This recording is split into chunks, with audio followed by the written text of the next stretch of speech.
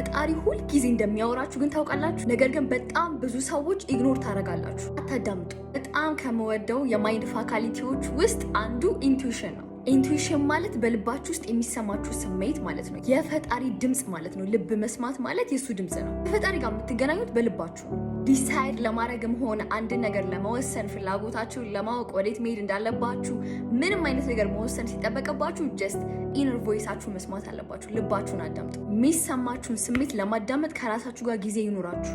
ለምንድን ነው እናንተ ራሳችሁን ማታዳምጡት? ልባችሁን ማታዳምጡት? ምክንያቱም ሶሳይቲው ያስተማረ ሌላ ሰው እንድንሰማ በሩል እንድናምን በሎጂክ እንድናምን ምናምን ነገር ነው ተደርገን የመጣ ነው። ነገሮች ራሳችንን እንዳናምን ራሳችን እንድንጠራጠር ከሌኮ ጎበዝ ነው እሱን ስሚው እሷን ስማት ምናምን እየተባለ የሚያደግ ነው። እድሜ ለሶሻል ሚዲያ ይኸው ራሳችሁን ኮምፔር ታደርጋላችሁ። ይሄ ነው ትክክል ምናምን ነገር እያላችሁ ውስጣችሁን ከማዳመጥ ይልቅ በሌላ ሰው ሀሳብና ስሜት የምትነዱ ሰዎች የምሬ ነው ምላችሁ ተበላችሁ። ትልልቅ ነገር የሚሰሩ ሰዎች አሁን ላይ የምትቀኑባቸው ሰዎች በሙሉ በደንብ ልባቸውን አዳምጠው ቀናቸውን ጠዋት ጨርሰው የሚወጡ ሰዎች ናቸው። አቋማቸው አንድ ነው። ከፈጣሪ ጋር በጣም ኮኔክትድ ናቸው። እንዴት ካላችሁ ልባቸውን ያዳምጣሉ። የራሳቸውን ኢነር ቮይስ ነው የሚሰሙት እንጂ የሌላ ሰው ሀሳብና ስሜት አይጋልባቸውም። ጋይስ ወይኔ እንደዚህ ባደርገው ኖሮ ተሰምቶ የነበርኩ ብላችሁ ስንት የጸጸታችሁ ነገር የለም ሳታደርጉት። ወይም ደግሞ ምን አለበት ባላረገው ነው አታድርግ እያለኝ አድርጌ በዚህ ምክንያት በእንትና ምክንያት በከሌ ምክንያት ብላችሁ ሎጂካሊ ያስባችሁ ልባችሁን ሳታዳምጡ የወሰናችሁት ውሳኔ የምሬን ዋጋ ያስከፍላችኋል። እስኪ ምን አድርጋችሁ ፈልጋችሁ